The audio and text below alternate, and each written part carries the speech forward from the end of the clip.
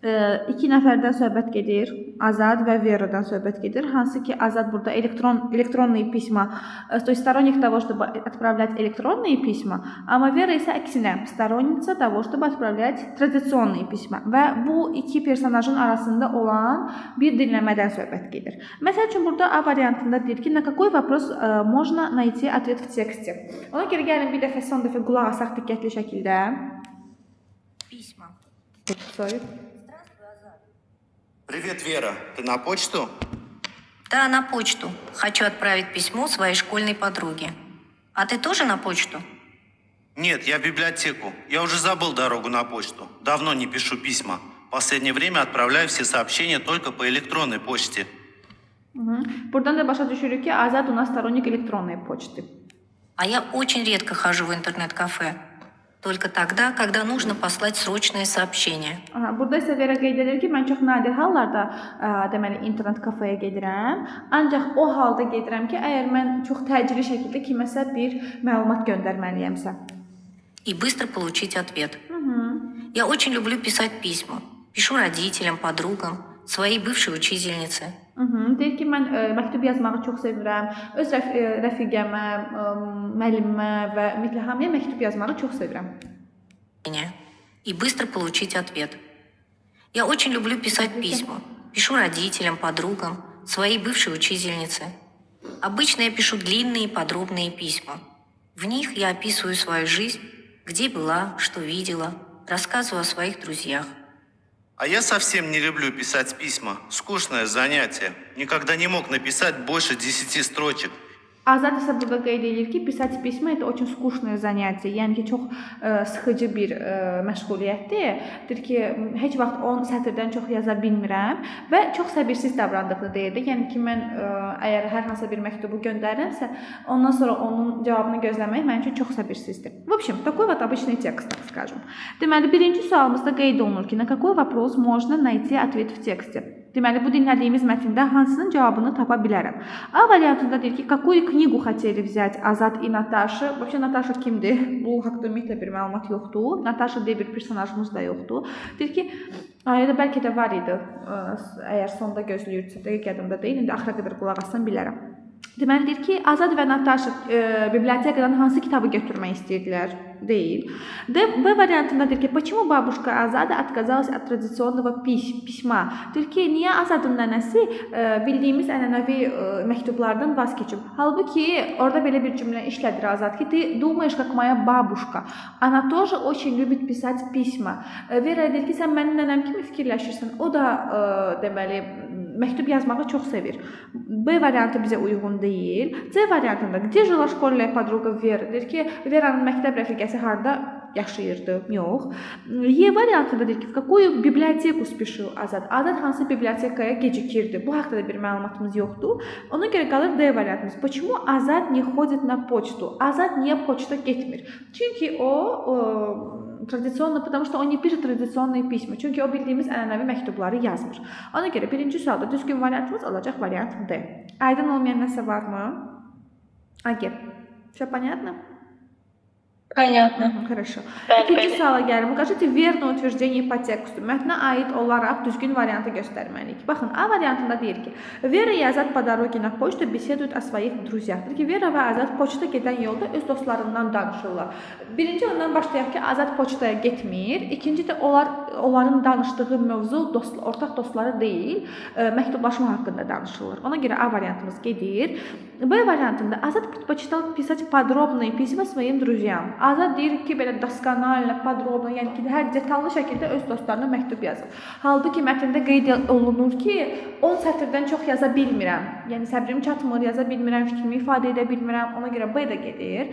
D variantında deyir ki, Vera отправляет письма только по электронной почте. Vera ancaq deyir elektronla poçta ilə, yəni ki, məktub yazmır, ancaq elektron poçt ilə məktublar yollayır. Bu da səhvdir. E variantında Azad предпочитает писать письма и отправлять их по обычной почте. Azad isə deyir, adi sadə poçtla deməli məktub göndərməyin tərəfdarıdır. Xeyr, bu da deyil və C variantımız düzgün variant olaraq qalır. Vera отправляется на почту, чтобы послать письмо своей школьной подруге. Öz deməli məktəb rəfiqəsinə məktub göndərməyə gedir. C variantımız düzdür.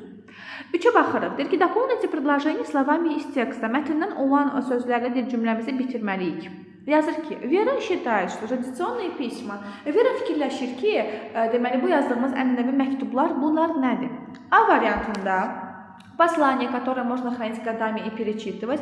Deyir, bunlar elə deməli göndərmələrdir də belə deyim, hansılardır ki, deməli illər boyu saxlamaq olar və yenidən oxumaq olar. Əslində səhv deyil, sadəcə bizim mətnimizə uyğun deyil. Mətndə elə qeyd olunmur. B variantında сообщение, которое преодолевает несколько тысяч километров. Deyir, elə bir deməli mesajdır ki, hansı ki kilometrlərcə yol qət edə bilir. Bu da səhv deyil, amma mətnə uyğun deyil. D variantında послание, которое доходит до любой точки планеты за считанные минуты. Bu isə ümumiyyətlə səhvdir. Çünki deyir ki, sayılan dəqiqələr ərzində lazım olan ünvana çatan bir mesajdır.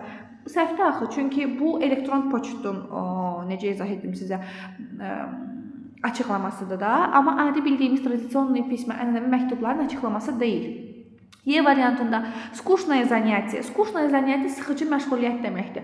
Amma Vera yox, Azad düşünürdü ki, это скучное занятие, поэтому E variantında səhv olduğuna görə qalır C variantımız. Не только сообщение, но и выражение наших эмоций и переживаний. Çünki Vera fikirləşir ki, məktublar bu sadəcə bir mesaj deyil, həm də bizim emosiyalarımızdır, düşüncələrimizdir, bizim yaşadığımız nüanslardır və s.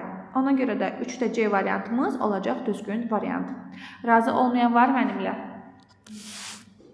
Агеп. Все понятно до сих пор? Понятно. Хорошо. Gələm 4-cü suala. Почему Вера считает, что люди не откажутся от обычной переписки? Deyir ki, niyə Vera fikirləşir ki, insanlar adi переписка, yəni ki, bu məktublaşmadan heç vaxt vaz keçməyəcəklər? Orada da düzgün variantım D variantı olacaq. Из-за удовлетворения своих душевных потребностей. Deyir ki, öz qəlblərinin istəklərinə görə, tələblərinə görə də belə deyək. Хорошо?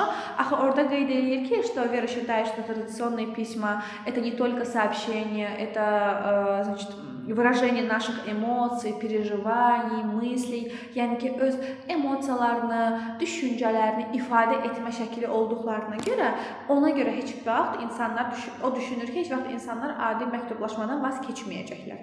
Ona görə də düzgün variantım olacaq D variantı. Və son olaraq 5-ci sualımız qalır. О каких своих пожеланиях Вера сообщила Azaду? Vera deyir, Azada hansı öz arzularından bildirir? Əgər mətnə diqqətli qulaq asmış olsaydınız, orada sona yaxın Vera belə bir məsələ deyir ki, bəs mən çox istəyərdim ki, indi də biz, məsəl üçün, bayramlarda poçtalyonlar bizə поздравительные открытки, чтобы они приносили нам поздравительные открытки, yəni ki, bildiyimiz bayram açıqçaları gətirsinlər və yaxud da посылать традиционные письма. O hələ də, yəni ki, ənənəvi şəkildə necə deyim, məktublaşmağın tərəfdarı olduğuna görə orada belə bir cümlə var idi. Düzgün variantımız B variantı olacaq. Получать поздравительные открытки в праздничные дни, bayram açıqçaları almaq və посылать традиционные письма. Ona görə düzgün variantımız B variantı olacaq. Hamıya aydındır? Bəli. Çox gözəl, əla. Neçə düzümüz, neçə səhvimiz, ümumiyyətlə necə idi, asan idi, çətin idi? Mən 5-ni də düz yazmışam. Aha, молодец, хорошо. Çox gözəl. Məndə 4-ü düz, biri səhv çıxdı, 5-i tam başa düşə bilməmişəm. Все хорошо, aydındır. Başqa? Mən 4 dənə yazmışdım, 3-ü düz çıxdı, birini başa düşməmişdim. Hansını başa düşməmişdin? Elə 5 mənə də qaranlıq qalmışdı mənimə. Qalmışdı, хорошо. Tak, indi keçək yavaş-yavaş mətnə. Deməli, öncə ona fikrinizi ona yönəldirəm ki, это текст про художественную литературу, bildiyimiz bədii ədəbiyyat haqqında olan bir mətndir. Deməli, həmin bu mətnin içərisində bildiyimiz bədii ədəbiyyat, onun necə deyim, əlamətləri, bizə verdiyi təsirdən danışır. Bir də mətnin aşağı hissəsində isə, deməli, bildiyimiz bu klassik literatura, то есть классическая литература və televizorun, kitab oxumağın və bildiyimiz bu sosial şəbəkələrin deyim, ümumiyyətlə bu elektronikanın necə deyim, bir müqayisəsi gedir də. Əslində ki, очень такой интересный текст. Bir də bizim burada fərqləndirilmiş bir sözümüz var. Öncədən sizə o sözü də göstərirəm. 4-cü abzasda suetnis deyə bir söz qeyd olunub. İndi aşağıda baxdığımız zaman sadəcə istəyirəm ki, yadınızda qalsın ki, söhbət nədən gedəcək. İndi başlayaq mətnin suallarına baxmağa. Разберем, давайте вместе. ilk öncə 6-cı sualdan, amma 6-cı suala keçid etməmişdən öncə ümumiyyətlə mətn işlədiyimiz zaman bir neçə nüans və bir neçə məsələ var ki, istəyirəm ki, siz onlara diqqətli olasınız. Deməli, birinci məsələmiz, baxın, hər şeydən öncə ondan başlayım ki, mətn işləmək biraz individual bir prosesdir. Yəni ki, məsəl üçün, mən özümdən götürüm, mən özüm imtahana getdiyim zaman birinci mətn oxuyub sonra suallarına baxmamışdım. Mən əvvəl gəlmişdim suallarına diqqətli şəkildə baxmışdım. Sonra keçmişdim, başlamışdım mətn oxumağa. Məsəl üçün, mənim üçün ideal metodika budur. Gəlib birinci, mən suallara baxıram, görürəm ki, məsəl üçün, nə tələb oluna bilər məndən, nəyə daha diqqətli olmalıyam, nəyə baxmalıyam, nəyə fikir verməliyəm. Nəzərə alsaq ki, bizim mətnimiz çox böyükdür, informasiya sayı çoxdur. Elə bir ki, mən düşündüm ki, biraz bu şəkildə vaxtımı qənaət edə bilərəm. Mənim üçün, məsəl üçün, bu çox məntiqli bir metodika idi. Demirəm, hər suala baxıb mətnə gedirdim, cavabını axtarırdım. Xeyr, demək istədiyim bu deyil. Sadəcə gəldim, öncə suallara baxdım, sonra başladım mətn oxumağa. Əgər siz hər suala bir-bir gəlib baxsanız, yuxarıda sonra başlasınız onun cavabını axtarmağa, bir mətni 18 dəfə oxumuş olacaqsınız, məsəl üçün deyirəm. Və bu heç düzgün bir variant deyil. Bu sizin boşu-boşuna vaxtınızı alacaq. Bunu əsla və əsla etmirik. Mən dediyim fərqli məsələdir. Gəldim, birinci suallara baxdım, suallarla tanış oldum. Sadəcə məndən nə tələb olunur, ona odaqlandım. Daha sonra başladım mətni yazmağa. Amma məsəl üçün ikinci bir tip tələbələr var ki, onlar üçün məsəl üçün birinci onlar mətni oxuyurlar, sonra gəlirlər başlayırlar cavablarını yazmağa. Bu metodika daha çox o tələbələr üçün keçərlidir ki, hansı ki ən azından dil bazası yaxşıdır. Məsəl üçün mən keçən il imtahan yazan tələbələrdən soruşdum. Bəlkə yarısından çoxu dedilər ki, müəllimə biz sizin dediyiniz kimi birinci gəldik suallara baxdıq, sonra başladıq mətnə baxmağa, mətni oxumağa. Demirəm mətnin içərisində sualların cavablarını axtarmağa. Xeyr, mətni oxumaq və cavab axtarmaq bunlar fərqli məsələlərdir. Mənim dediyim cavab axtarmaq deyil, mətni oxumaqdır. Siz onsuz da mətni oxuduğunuz zaman ən azından hansı informasiyanın harda yerləşdiyi haqqında məlumatınız olacaq. Amma bəziləri dedi ki, müəllimə xeyr, biz başladıq mətni oxumağa, ondan sonra da cavablarını axtardıq. İndi mən sizə bu məlumatı niyə verirəm? Bundan sonra da, elə indi də mən bunu əslində əvvəlcə də sizə bildirmişdim. Mətn işlədiyiniz zaman xahiş edirəm sizdən hər iki metodikanı sınayın. Baxın, görün, hansı metodika sizin üçün daha asandır. Buna metakognitiv biliklər deyirlər. Yəni, özünüzün metakognitiv biliklərini ortaya çıxardın. Baxın, görün, hansı format sizin üçün daha asan, daha rahatdır. Yəni ki, işləmək üçün. Elə bizim sizə bu qəbulları işlətməyimizdə də əsas məqsəd odur ki, siz o metodikanı özünüzdə bəlirləyə biləsiniz ki, mənim üçün daha rahat format hansıdır. Aydındır ki, biləsiniz nədir, nə deyil. İndi məsəl üçün bu birinci nüans. İkinci olaraq xahiş edirəm sizdən, sizin verəcəyiniz cavablar tamamilə mətnə uyğun cavablar olsun. Yəni ki, necə deyim, ya mətnə uyğun olmalıdır bu cavablarınız və yaxud da siz mətni oxuduqdan sonra individual özünüz yox. Ümumiyyətlə sizin mətn o qənaətə gətirməlidir ki, mən mətni oxudum və bunu başa düşdüm. Təkrarlayıram, assosiasiya eləmirsiniz. Mən bu məlumatı hardansa eşitmişdim, ona uyğun qeyd edeyim. Xeyr, bu açıq sual deyil ki, siz burada öz fikrinizi bəlirləyirsiniz. Bizə bu lazım deyil. Sizin verdiyiniz bütün cavablar tamamilə mətnə uyğun olmalıdır. Və yaxud da siz, məsəl üçün, 3 dənə cümlə oxudunuz, birləşdirdiniz, bildiniz ki, bu 3 dənə cümləni birləşdirəndə mən bu informasiyanı əldə edirəm. Məsəl üçün, burada olan bu 6-cı sualımız tamamilə o versiyada olan suallardan biridir. Baxın, deyir ki, 6.1-də mənə deyir ki, внимательное и неоднократное чтение книги позволяет человеку выражать свое мнение в любой ситуации. Deyir ki, kitabı bir neçə dəfə oxumaq və diqqətli şəkildə oxumaq insana hər situasiyada öz fikrini ifadə etməyə kömək edir. Mətndə bu tip bir cümlə tapa bilməzsiniz. Amma mətni oxuduqdan sonra biz bu qənaətə gələ bilərik. Deməli, 6.1-də düzgün variantımız olacaq A variantı. 6.2-yə baxıram. В отличие от чтения книг, телевидение формирует у людей правильное мировосприятие. Deyir ki, kitab oxumaq deyil də daha çox televiziya insanın dünya görüşünü, dünyanı ətrafı qəbul etmə məsələsini yaxşılaşdırır. Heç biz mətni oxumasaq belə, nadir hallarda belə bir məsələ ola bilər. Bu biraz düzgün bir variant deyil də, düzdür? Düzgün bir forma deyil. Bizə verilən mətndə belə bir məlumat yoxdur. Deyil deyə, ona görə də 6.2-də düzgün variantımız olacaq variant B. 6.3-ə baxırıq. В настоящее время нужно стремиться читать трендовые книги. Baxsa, bu tamamilə mətndə olan bir məsələdir. Deyir ki, indiki dövrdə ancaq trenddə olan kitabları oxumaq lazımdır. Xeyr.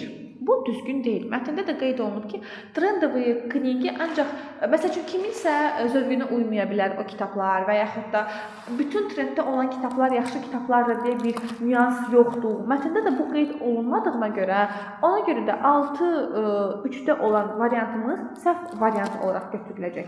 Çünki ancaq trenddə olan kitabları oxumaq düzgün bir məsələ deyil. Klassikanı da oxumaq lazımdır və yaxud da digər kitabları da oxumaq lazımdır. Хорошо, buna biraz diqqətli olaq. Görün mətndə o hissə hardaydısa. Sonda var müəllimə. Harda var? Sonda olmalıdır. Вот я тоже хочу найти. Вот. Dördüncü абзацda belə bir cümləmiz var, что классика не может ответить на все вопросы сегодняшнего дня. İndi bu məsələni biz orada cümlə tamamlamalıyıq, baxacağıq. Поэтому надо читать и современную литературу. Не стремитесь читать только наиболее раскупаемые книги. Ən çox satılan kitabları oxumağa çalışmayın. Yəni ancaq ən çox satılan kitabları oxumağa çalışmayın. Elə bu da o məsələdir ki, не нужно стремиться читать только трендовые книги. Ona görə 6-3-də B olacaq. Və son olaraq, чтение книги с интересом позволяет нам понять точку зрения автора. Deyir ki, kitab oxumaq bizə müəllifin necə deyim, dünya görüşünü, bu точку зрения onun nəzər nöqtəsini başa düşməyimizə bizə kömək edir. Bu da təbii ki, düzgün olduğuna görə 6-4-də də düzgün variantımız olacaq variant A. Понятно? Какие-то вопросы, что-то непонятное есть? Xanımlar, bəylər, aydın olmayan nəsə var? Yoxdur ki, хорошо. Aydındır. Хорошо. Gələlim onda 7-ci sual. Deyir ki, определите значение выделенного в тексте слова. Deməli, mətndə bizim суетность deyə bir sözümüz qeyd olunub. Это от слова суета. Как вы понимаете слово суета? Baxın, deyir ki, суетность заставляет человека безрассудно тратить самый большой, самый драгоценный капитал, каким он обладает, а именно свое время. Deməli, суета, bu bilirsiniz nə? Tələsən insan. Əslində sueta bu bir xaos deməkdir. Problemlilik deyə tərcümə oluna bilər, xaos deyə tərcümə oluna bilər. Amma hal-hazırda burada bəli tələskənlik mənasındadır. Baxın, açıqlamasında belə vermişəm. Ненужная торопливость. Deyir ki, вот эта ненужная торопливость, bizim o tələskənliyimiz, deyir, bizim ən vacib kapitalımız olan vaxtı boşuna sərf etməyimizə gətirir, çıxardır. Düzdür? Ona görə variantımız olacaq B variantı. 8-ci suala gəlirəm. Какой из нижеперечисленных вариантов по тексту относится к влиянию художественной литературы на человека? Deməli, aşağıda bizə göstərilənlərdən hansılar bədii ədəbiyyatın bizə olan təsirlərindən biridir? Bədii ədəbiyyat haqqında, deməli, bizə burada verilir birinci abzasda. Gəlin bir baxaq görək, nə qeyd olunur burada. Deyir ki, художественная литература дает нам колоссальный, обширнейший и глубочайший опыт жизни. Deməli, bizə çox dərin bir təcrübə qazandırır. Она делает человека интеллигентным, bizi intelligent eləyir. Развивает в нем не только чувство красоты, но и понимание жизни. Həm də deyir bizdə gözəllik anlayışını, dünyanı başa düşmə bacarığını çoxaldır. Всех ее сложностей служит проводником в другие эпохи к другим народам. Deyir ki, həm də bizi başqa vaxtlara aparıb çıxara bilər. Məsəl üçün, mən 21-ci əsrdə oxuyuramsa, əgər həmin o kitabı, gedib 19-cu əsrin bir vaxtını da təsəvvür edə bilərəm, gedib orada düşə bilərəm. Так, самое главное кроется именно в деталях. Так, нравится, почувствовали, что автору есть что сказать, есть чем с вами поделиться. İndi gəlin baxaq görək bizə burada nə qeyd edilir. Deyir ki, вариант А является важным источником и средством развития речи детей. Uşaqların, именно bədii ədəbiyyat, uşaqların deməli dilinin açılmasını mı deyim və yaxud da onun inkişafının əsas elementlərindən biridir. Bu haqda mətndə bizə məlumat verirdimi? Xeyr, mətndə ümumiyyətlə bu haqda məlumat yoxdur. B variantı позволяет уйти от реальности в мир воображения. Deyir ki, real həyatdan təxəyyül həyatımıza da, yəni fikirləşdiyimiz həyata gedib çıxa bilərik. Əslində səhv olmaya bilər, lakin mətndə bu haqda qeyd olunmayıb. Хорошо, в отличие от телепередач, обращений, отвлекитесь. Так, дальше. С вариантına baxaq. Формирует любовь к родному языку. Deməlidir ki, insanda doğma dilinə sevgi yaradır. Bu haqda da məlumat qeyd olunmayıb. Gəlirəm D variantına. Оказывает значительное влияние на внутренний мир человека. Da. Bax bu olacaq düzgün variantımız. Deyir ki, insanın deyir daxili aləminə bir təsir göstərir. Onu da mən hardan başa düşürəm? Baxın burada bizim ikinci cümləmiz var. Делает человека интеллигентным, развивает в нем не только чувство красоты, но и понимание жизни, всех ее сложностей, служит проводником в другие эпохи к другим народам, раскрывает перед ним различные характеры людей. Yəni ki, daxili aləminə onun понимает настроение. Вот bu tip məsələlər qeyd olunduğuna görə maksimal uyğun variant budur. Və yaxud da burada insanın sevdiyi произведениyaları oxuması haqqında məlumat verir. Поэтому düzgün variantımız burada D variantımız olacaq. Оказывает значительное влияние на внутренний мир человека. 9-cu suala gəlirəm. Какое предложение должно стоять вместо многоточия в 4-м абзаце? Deməli, 4-cü abzatsımızda, ümumiyyətlə bu tip bir sual gəldiyi zaman mütləq biz 4-cü abzatsda bir nədən danışır, birinci cümləsi nədir, ortasındakı cümlə nədir, ümumi mövzusu nədir, bu haqda biraz məlumatımız olmalıdır. Gəlin biz bu 4-cü abzatsa bir baxaq. Deyir ki, klassika не может ответить на все вопросы сегодняшнего мира. Deməli, biz bu cümlədən öncə bir cümlə qoymalıyıq. Deyir ki, klassika indiki bütün suallara cavab vermir. İndiki dövrün bütün suallarına cavab vermir. Поэтому надо читать и современную литературу. Buna görə də deyir, müasir ədəbiyyatı da oxumaq lazımdır. Не стремитесь читать только наиболее раскупаемые книги. Deyir ki, ancaq trenddə olan kitabları oxumağın tərəfdarı olmayın. Не будьте поспешны в выборе книг. Deyir ki, kitab seçdiyiniz zaman tələsməyin. Deməli, belə bir kontekstimiz var bizim və biz bu kontekstin qabağına bir cavab qoymalıyıq. Deməli, gəlin bir dənə ikinci cümləmizə bir baxaq. Baxın, orada bir no bağlayıcısı var. Amma bağlayıcısı var. Deməli, amma bağlayıcısından sonra bizim bir ona aid, deyim, ona protivarechit, yəni onu inkar edənmi deyim, ona qarşı olanmı deyim bir məlumatımız olmalıdır. Ona qarşı olan bir məlumatımız da 9-cu sualda olacaq variant C. Oxuyuram bir dənə tam şəkildə, gəlin baxaq. Deyir ki, классическое произведение, то, которое выдержало испытание времени. Deyir ki, klassik ədəbiyyat, o ədəbiyyatda hansı ki, vaxtın sınağından çıxıb. Belə bir cümlə. İndi davam edirəm. Deyir ki, но классика не может ответить на все вопросы сегодняшнего дня. Amma deyir, klassik ədəbiyyat bugünün bütün suallarına cavab vermir. Elə bir baxın cümləmiz belə olur. Vaxtın sınağından çıxıb, amma bugünün bütün suallarına cavab vermir. Sanki mən bu iki məlumatla biri-birini qarşılaşdırıram da, belə deyək. Düzdür, klassik ədəbiyyat vaxtın sınağından çıxmış bir ədəbiyyatdır. Amma bugünün bütün suallarına cavab vermir. Bu vaxtın bütün suallarına cavab vermir. Bunu nəzərə alarsak, 9-cu sualda düzgün variantım olacaq variant C. Понятно? Agi, aydındır? Да. Все хорошо. Və keçirəm 10-cu sualımıza. На какие вопросы можно найти ответ в тексте? Mətndə deyir, hansı sualların cavabını tapmaq olar?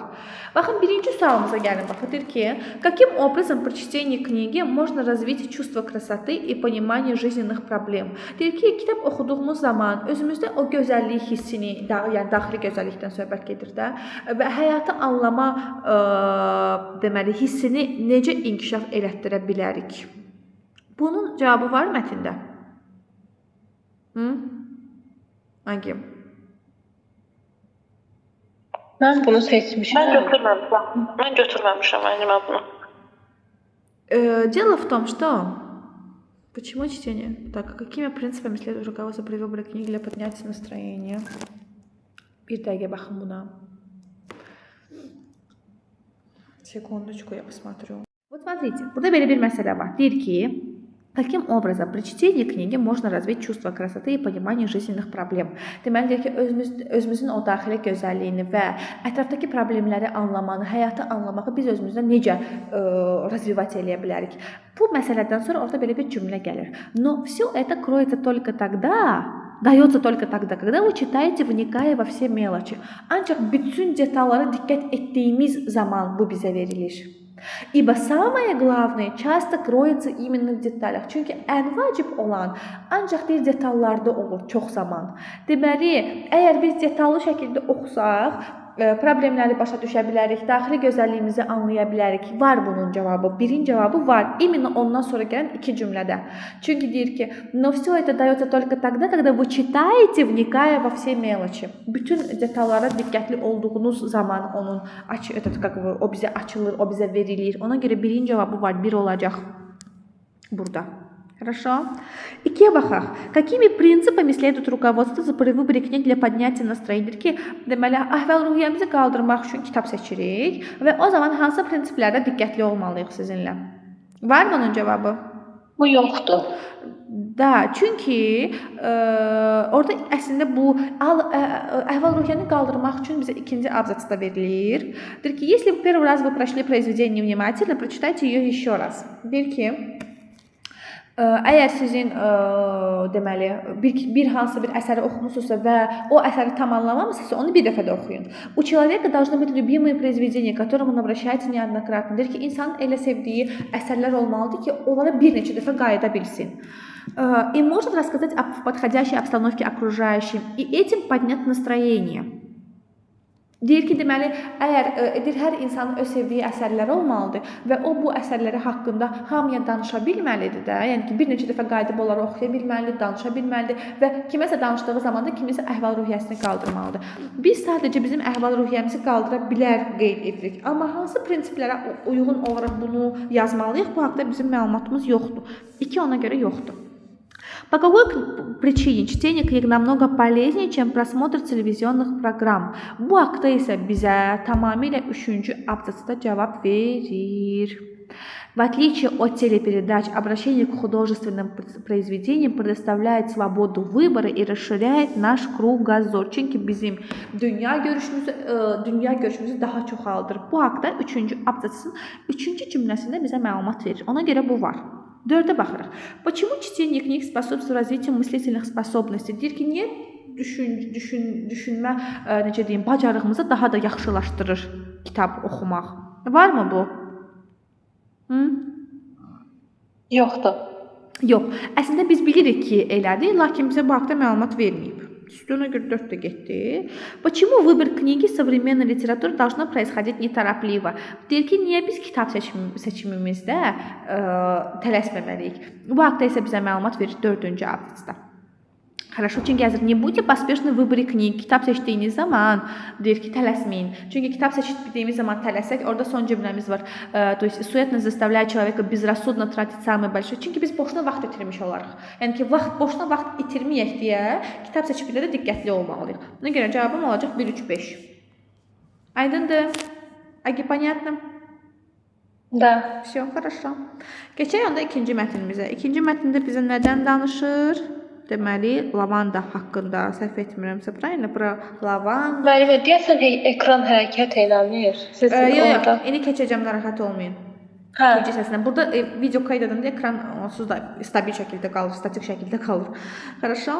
Deməli, bizə ikinci mətnimizdə lavanda haqqında məlumat verir. Отмечаю, что это природный антисептик. Biz onu həm parfümeriya olaraq istifadə edə bilirik və s. Bizə bu haqqda bir məlumat verir, правильно? İndi gəlin bir baxaq görək bunun suallarına. Начинаем с 11-го вопроса. Deməli, 11-ci sualda mənə deyir ki, lavandu используют при лечении заболеваний. Deməli, xəstəlikləri, daha doğrusu dəri xəstəliklərini, dəri xəstəliyi nə idi? Vəbşə, hər hansı, tutucu yerində dəri xəstəliklərini müalicə etdiyimiz zaman lavanda istifadə olunur. 11-1, düzdür, səhvdir. Правильно, верно или неверно? Vermə. Da, çünki 1, 2, 3-cü, 4-cü abzasda bizə bu haqda məlumat verir. Ванну с лавандой спасала при кожных заболеваниях. Правильно? Все, значит, 11-1A düzdür. Çay из лаванды успокаивает нервную систему. Deməli, lavandadan düzələn çay deyir ki, əsəb sistemini sakitləşdirir. Amma mətndə qeyd olunub ki, запах лавандового масла призван восстанавливать нервную систему. Yəni ki, əsəb sistemini lavanda yağı düzəldir. Çay isə bessonnicu leçdi, yəni ki, yuxusuzluğu. Bəli, ona görə 11-1-də ən son cümlələrimizdən, birincisi də ən son cümlələrimizdən biridir. Название слова лаванда связано со строением соцветий полукустарника. Deməlidir ki, adı onun biolojik strukturuna görə elə verilib də. Deməli, это слово происходит от латинского lavadi, что означает мыть. Возникновению этого названия способствовало то, что лаванду добавляли в воду для торжественных омовений. Растение легко можно узнать по соцветиям, напоминающим колоски. Bu 11-3 səhvdir. Çünki niyə səhvdir? Çünki burada yazır ki, sotsveti polukustарника, amma bizə bu haqqda bir məlumat vermir mətndə. Bizə deyir ki, lavanda adını niyə belə bir ad qoyublar? Çünki onu, o dövrlərdə deməli, для торжественных омовений istifadə edirdilər. Yəni ki, bu haqqda bir məlumat yoxdur. Yəni adının yaranmasında bioloji bir tərəfi qeyd olunmayıb. Ona görə 11.3-də səhv olaraq qeyd olunur. Лавандовое масло имеет горьковато-свежий аромат. Да, горьковато-свежий аромат. Bu düzdür. Çünki bizim birinci hissənin sonunda belə bir cümlə verilmişdi. Запах лавандового масла призван восстанавливать нервную систему, снимать тревогу, а массаж с его применением – это отличный метод борьбы с депрессией. Его горьковато-свежий аромат. Его dediğim zaman nəyi nəzərdə tuturam? То есть это как бы лавандовое масло. Ona görə 11.4'də A variant olacaq. 12'ye baxıram. В приготовлении каких блюд используют лепестки лаванды? Türkiyə lavandanın bu deməli yarpaqlarını hansı yeməkləri bişirdiyi zaman istifadə olunur? Burada bizim belə bir cümləmiz var. Elə sonda deyir ki, baxın, лепестки лаванды добавляют в чай, варенье, кофе, леденцы, салаты, блюда из рыбы, а также смешивать с тлеющими опилками во время копчения. Deməli, burada bizim düzgün variantımız olacaq variant A. Salatov и рыбных блюд. Mətndə qeyd olunub. 13-cü suala baxıram. Дополните предложение по тексту. Сушеные лавандовые цветы. Deməli, bu qurudulmuş lavanda gülləri bizə nə üçün lazımdır? Nə üçün lazımdır bizə bu qurudulmuş lavanda gülləri? Vaş ответ. Siz baxın, mən də baxım. Nə yazmısınız? Mən şey yazmışam. Убрать терпкий запах в доме. Так. Нет, burada D variantımız olacaq. Bizim. İndi izah edəcəm niyə D variantıdır. Секундочку, сейчас я вам покажу. Сушеный лаванда. Это же здесь было. Для ароматизации, кстати, на зонках. Orada yazılıb ki, эти сухие лавандовые цветы кладут в шкафы, мешочки с сухими цветами, и одежда освежится, Да. и моль исчезнет. Кстати, на зоне маяка. Да. Вот смотрите. Kırmızı. Да, все tapdım. Bu hissədə var. Baxın bu hissədə. Deməli ki, да. Значит, для ароматизации используют свечи с лавандой, постельное белье обрабатывают спреями, в шкафы же кладут мешочки с сухими цветами. И одежда освежится, и моль исчезнет. Что такое моль? Моль такое маленькое насекомое, да? Кстати, назойливым комарам и москитам запах лаванды тоже не по душе. Deməli, indi bu сушеная лаванда, qurudulmuş lavanda gülləri nə edir? Очистит дом от нежелательных насекомых. Çünki C variantımız bilirsən niyə uyğun gəlmir? Убрать терпкий запах в доме. Там же не в доме, там же в полке имеется в виду, потому что yazır ki одежда освежится. Amma burada очистит дом от нежелательных насекомых. Deməli, yəni istəmədiyimiz o насекомое, да, то есть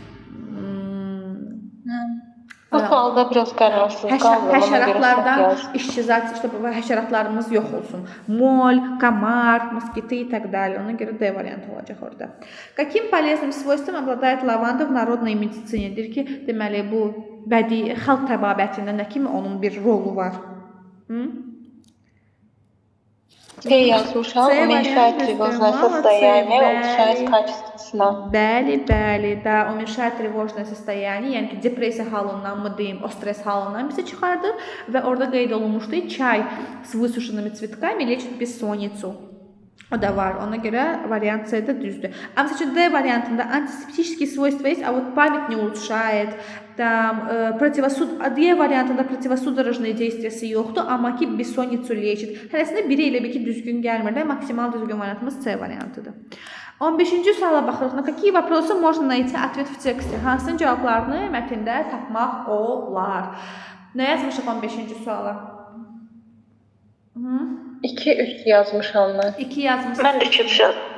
2 ilə 3 bölünür. Какую помощь оказывает человеческому организму запах лавандового масла? Bəli, запах лавандового масла призван восстанавливать нервную систему. 2 var. Deməli, какая польза чая с высушенными цветками лаванды? Deyir ki, deməli, bu çayın bizə nə kimi bir xeyri var? Почему в медицине нельзя использовать масло лаванды? 4 olmaz. Deyir ki, niyə medisinada lavanda yağını istifadə etmək olmaz? Bu deyil. Как лаванда влияет на младенца? Uşaqlara necə təsir göstərir? Bu haqda məlumat görməmişdim mətndə, bu da getdi. И каким образом сердечно-сосудистые болезни? Denə buna baxın. Bu da yoxdur. Так, секундочку, я просто хочу уточнить.